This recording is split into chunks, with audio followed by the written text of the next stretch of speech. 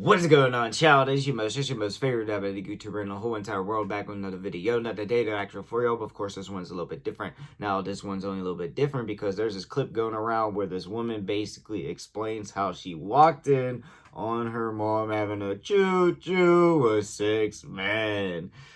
Yeah, okay, low-key, that sounded like the 6'7" meme, but low-key, I ain't gonna lie to y'all, this shit sounds wild as hell. Now I'm very curious to hear the story slash, what the hell actually happened. So with all that said, before we get any further, I have to say it is all love, no hate. Alright, y'all, no more hesitations, let's get into the video now. So a couple of weeks ago, I made a video about how I watched my birth mom get a train ran on her, and Hold on, whoa, watched. Some of you wanted a story time, and here is that story time for you guys. So I'm gonna lay some foundation of how we ended up in Colorado from Tennessee. So me and my brothers were living in different households at this point. My mom came to the school and said that we all had dentist appointments, and she was checking us out for them. So when she checked us out for the dentist appointment, we just got on the road and started heading to Colorado. We did not know what was going on. When we got to Colorado, we ended up long ass dentist appointment. And her husband, but they were like, they would get drunk and like hold pew-pews up to one another and start like chasing one another. Like, I vividly remember a night where my Nana Misa got so drunk that she was holding a pew-pew up to my Papa Mike, and he ran and jumped through the window into snow. It was the middle of winter. Oh hell yeah, where else is he gonna run into? So my mom ended up starting like Colorado Community State College or whatever, and she ended up getting housing. So we started living in a duplex. We moved down the mountain into a little town, and there was like 20 duplexes in this town. And so she started making friends with all the neighbors. There were different kids, whatever. So she ended up deciding to have this party, and I don't know why she needed to have this party, because me and my brothers were living off of free school lunch and cake batter. I kid you not, we were making cake batter for dinner.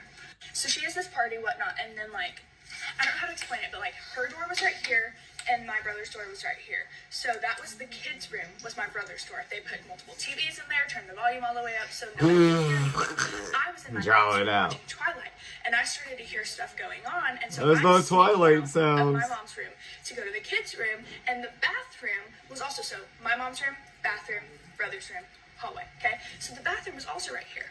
And as I'm sneaking out to my brother's room, I see her getting by 6 men in the bathroom. Oh my god. Just trying to go to my brother's room. Just trying to take a piss. The door.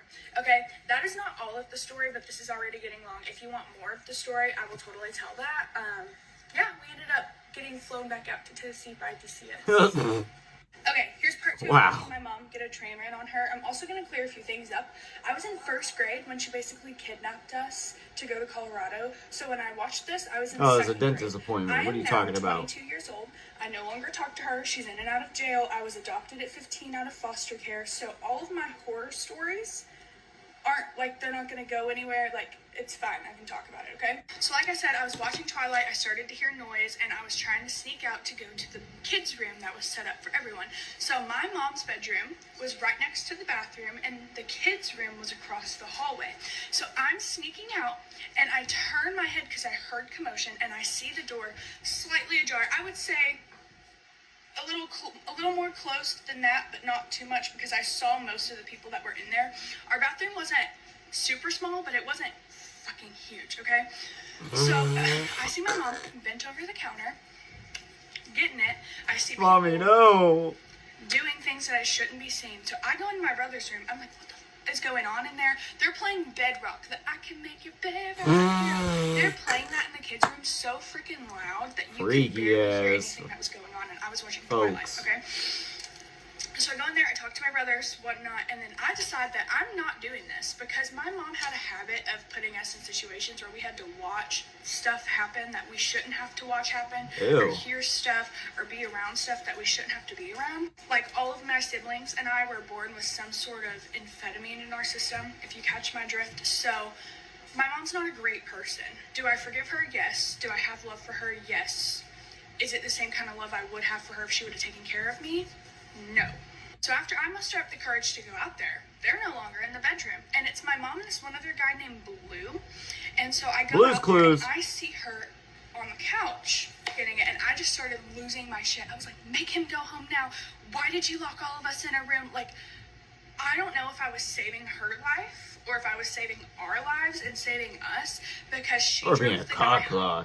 And then another guy was sleeping in my other brother's room in his bed. the next morning when we all woke up and we were like, what is going on? Like I said, not too long after that, DCS from Tennessee flew out to Colorado, picked us up, brought us back out here, and my brother... Oh, okay, I don't know what the hell. Brother's grandma, Nana Macy, moved out here like 2 weeks after that. We were in foster care for 2 weeks at that point. She moved out here. She took care of us until I was 8 or 9, and then I got put in another home till I was 13, and then I got put back in foster care. Alright.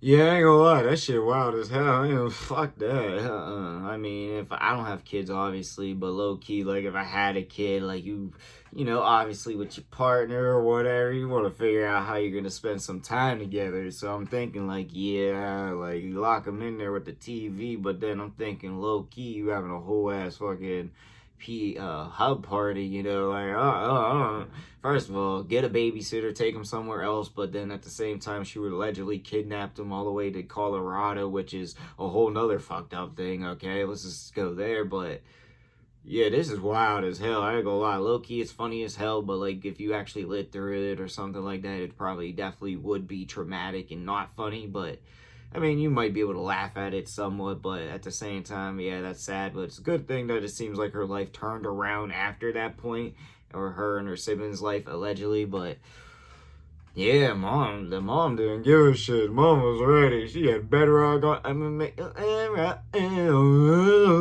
Six in the bathroom. Oh my god, that's crazy. I'm just picturing the bathroom too. I mean, she said it's not huge, it's not little. So I'm like, pause. That's what she said, pause. But at the same time, I'm like, god dang. But yeah, that's really gotta say. But I do want y'all think in the comment section down below. Also in the comments, your boy make all kinds of videos. So comment you want to see. And yeah, that's like I for the video. Peace.